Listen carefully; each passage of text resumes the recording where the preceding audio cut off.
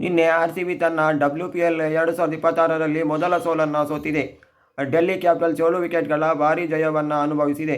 ಅದೇ ರೀತಿ RCB ಮೊದಲಿಗೆ ಒಳ್ಳೆ ಅಗ್ರೆಸಿವ್ ಆಟವನ್ನು ಆಡಿ ಕಡೆಯಲ್ಲಿ ಒಳ್ಳೆ ಆಟವನ್ನು ಆಡಲಿಲ್ಲ. 110 ರನ್ ಟಾರ್ಗೆಟನ್ನು ಡೆಲ್ಲಿ ಕ್ಯಾಪಿಟಲ್ಸ್ಗೆ ಬಿಟ್ಟುಕೊಡುತ್ತೆ. ಅದೇ ರೀತಿ ಡೆಲ್ಲಿ ಕ್ಯಾಪಿಟಲ್ಸ್ 25 ರನ್ ಆಗುವಷ್ಟರಲ್ಲಿ 2 ವಿಕೆಟ್ ಕಳೆದುಕೊಂಡಿತ್ತು. ಆಗ RCB ಅಭಿಮಾನಿಗಳಿಗೆ ಭರವಸೆ ಬಂದಿತ್ತು, RCB ಗೆಲ್ಲಬಹುದು ಅಂತ. ಆದರೆ ಲಾರಾ ಉಲ್ವರ್ಟ್ ಮತ್ತು ಮಾರಿಜನ್ ಕಾಪ್, ಜಮೀಮಾ ರಾಡ್ರಿಗಸ್ ಇವರು ಮೂವರು ಸೇರಿ ಒಳ್ಳೆ ಆಟವನ್ನು ಆಡಿದರು. ಜಮೀಮಾ ರಾಡ್ರಿಗಸ್ ಅಷ್ಟೊಂದೇನು ಕಾಂಟ್ರಿಬ್ಯೂಟ್ ಮಾಡಲಿಲ್ಲ. 26 ಚೆಂಡಲ್ಲಿ 24 ರನ್ನನ್ನು ಮಾಡ್ತಾರೆ. ಆದರೆ ಲಾರಾ ಉಲ್ವರ್ಟ್ ಒಳ್ಳೆ ಆಟವನ್ನು ಆಡ್ತಾರೆ. ಜಮೀಮಾ ರಾಡ್ರಿಗಸ್ ಔಟ್ ಆದಮೇಲೆ ಮಾರಿಜನ್ ಕಾಪ್ ಆಡ್ತಾರೆ, ಅವರು ಕೂಡ ಒಳ್ಳೆ ಆಟವನ್ನು ಆಡ್ತಾರೆ. ಕಡೆಯಲ್ಲಿ ಒಳ್ಳೆ ಆಟ ಆಡಿದ್ದಕ್ಕೆ ಡೆಲ್ಲಿ ಕ್ಯಾಪಿಟಲ್ಸ್ ಗೆಲ್ಲುತ್ತೆ. RCBಗೆ ಇದು ಮೊದಲ ಸೋಲಾಗುತ್ತೆ. ಯಾಕಂದರೆ ಈ ಸೋಲಿನಿಂದ RCB ಒಂದು ಪಾಠ ಕಲಿಯುತ್ತೆ.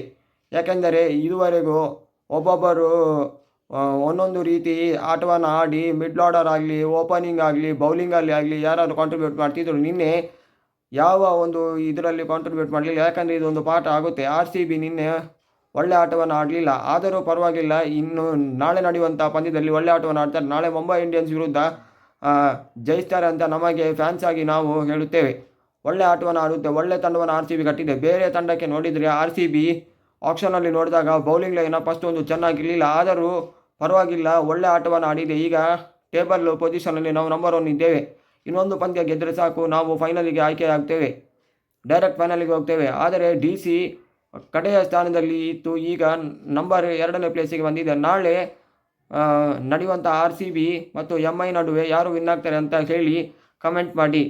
DC ಇನ್ನೊಂದು ಪಂದ್ಯ ಗೆದ್ದರೆ ಪ್ಲೇ ಆಫ್ ಸ್ಥಾನ ಖಚಿತವಾಗುತ್ತೆ. ಯಾಕೆಂದರೆ ನಿನ್ನೆ ಭಾರಿ ಜಯ ಸಿಕ್ಕಿದೆ. ಇನ್ನೊಂದು ಪಂದ್ಯ ಏನಾದರೂ ಸೋತೆ Gujarat giants, UP Mumbai Indians ಉಸಿರಾಡ್ಬೋದು. ಯಾಕಂದರೆ ಅವರಿಗೆ ಅವಕಾಶ ಸಿಗ್ತದೆ. ಇಲ್ಲವಾದಲ್ಲಿ ಒಂದು ತಂಡ ನಿರ್ಗಮನವಾಗುತ್ತೆ. DC ಏನಾದರೂ ನೆಕ್ಸ್ಟ್ ಮ್ಯಾಚ್ ಗೆದ್ದರೆ GGಗೆ ಅಂತೂ ಒಳ್ಳೆ ಅವಕಾಶ ಇದೆ, ಗುಜರಾತ್ ಜೈಂಟ್ಸಿಗೆ.